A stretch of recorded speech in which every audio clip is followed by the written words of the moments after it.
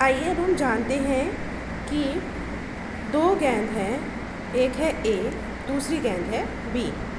इसका द्रव्यमान होगा, द्रव्यमान कैसे लिखते हैं, एम से। एम और ए मैंने नीचे लिखा है, इसका मतलब क्या हुआ, ए के द्रव्यमान की बात हो रही है, ठीक है।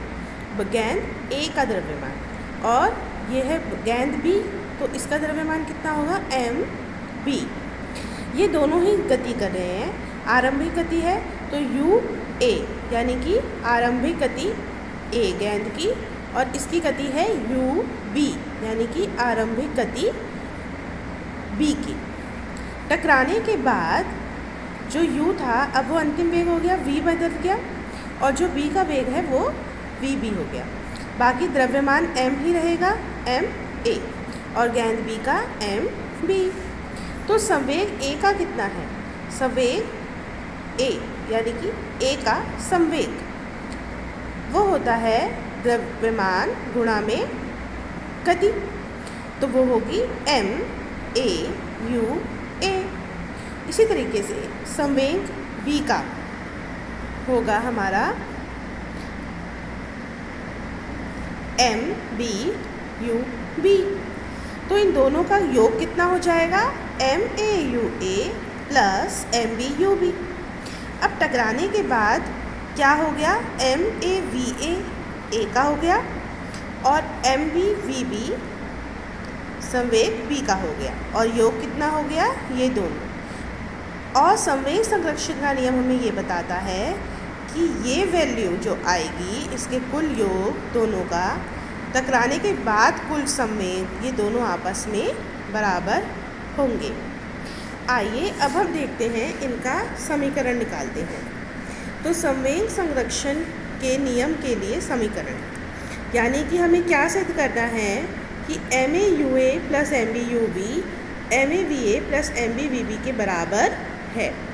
तो चलिए देखें, गेंद ए गेंद बी, गेंद ए का द्रव्यमान एम ए और गेंद बी का द्रव्यमान एम बी। यू ए इसकी आरंभिक गति है और यू बी इसकी आरंभिक गति है, ठीक है बेटे। टकराए, ए ने बी पे बल लगाया और बी ने ए पे बल लगाया, क्योंकि हम जानते हैं कि दोनों आपस में बल लगाए हैं, लेकिन ए ने इस दिशा में बल लगाया और बी ने इस दिशा में बल लगाया, ठीक है। तो एफ ए बी यानी कि ए ने बी पे बल लगाया, समझ रहे हो बेटे। एफ यानी बल, फोर्स, और ए बी का मतलब क्या है, किसका फोर्स, ए की या बी की, ए की फोर्स जब उसने बी पे बल लगाया। इसी तरीके से एफ बी ए, इसका मतलब बी की फोर्स जब उसने ए पे बल लगाया। अब गेंद ए में जो संवेग में परिवर्तन की दर कितनी थी, परिवर्तन की दर यानी या क्रियाबल यानी जो एफ ए बी है, फोर्स का फॉर्मूला क्या पढ़ा था हमने, फोर्स का फॉर्मूला क्या होता था, F is equal to M A. यहाँ पे फोर्स किसकी हो रही है, वो फोर्स जो ए लगा रही है बी पर, तो हम क्या लिखेंगे, F A B is equal to M, M यानी द्रव्यमान, किसका द्रव्यमान, ए का द्रव्यमान, तो एम ए। उसके बाद ए यानी त्वरण, और आप सभी जानते हैं त्वरण क्या होता है, v माइनस यू अपॉन में टी। तो यहाँ पे v क्या है, v a है, u क्या है, u a है अपॉन में t। तो आपका ये फॉर्मूला बन गया, ठीक है बेटे।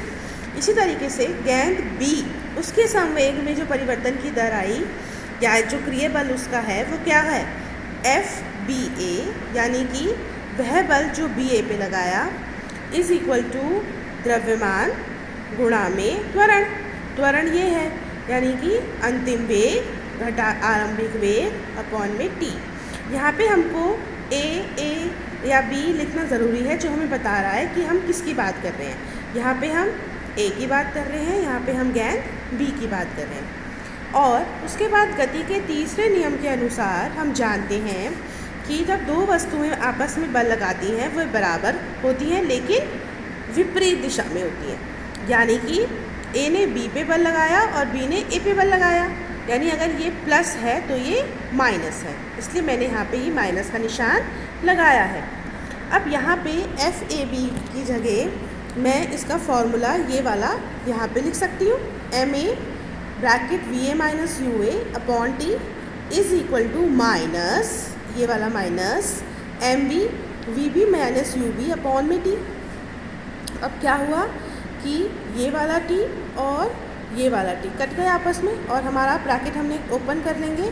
ब्रैकेट का मतलब मल्टीप्लाई होता है, तो M A into V A minus M A into U A is equal to minus M B U B plus, plus क्यों हो गया, जब एक माइनस और दूसरा माइनस आपस में गुणा करते हैं तो प्लस का निशान आता है, इसलिए माइनस माइनस प्लस बन गए एम बी यू बी। समझ में आया बेटे? अब इस माइनस वाले को हम इज इक्वल टू की वहाँ ले जाएंगे, है ना, ये माइनस वाली टर्म वहाँ चली जाएगी और ये माइनस वाली टर्म यहाँ आ जाएगी। तो ये हो गया एम ए वी ए, ये यहाँ पे आके प्लस हो गया, जब माइनस का निशान इधर आएगा तो प्लस हो जाएगा। तो M A V A plus m A v b, sorry m B we b is equal to M A you a, क्योंकि ये यहाँ पे minus M A you a था, जब ये यहाँ पे आएगा तो प्लस हो जाएगा M A you A plus M B U B. तो हम इसको ऐसे भी लिख सकते हैं, M A you A plus M B U B is equal to M A V A plus M B U B. तो ये हमारा जो है सिद्ध हो गया, जो हम स्टार्टिंग में कह रहे थे। समझ में आया सभी बच्चों को? इसको एक और बार समझो और ध्यान से इसे देखिए, और जहाँ पे कोई डाउट है पूछिए।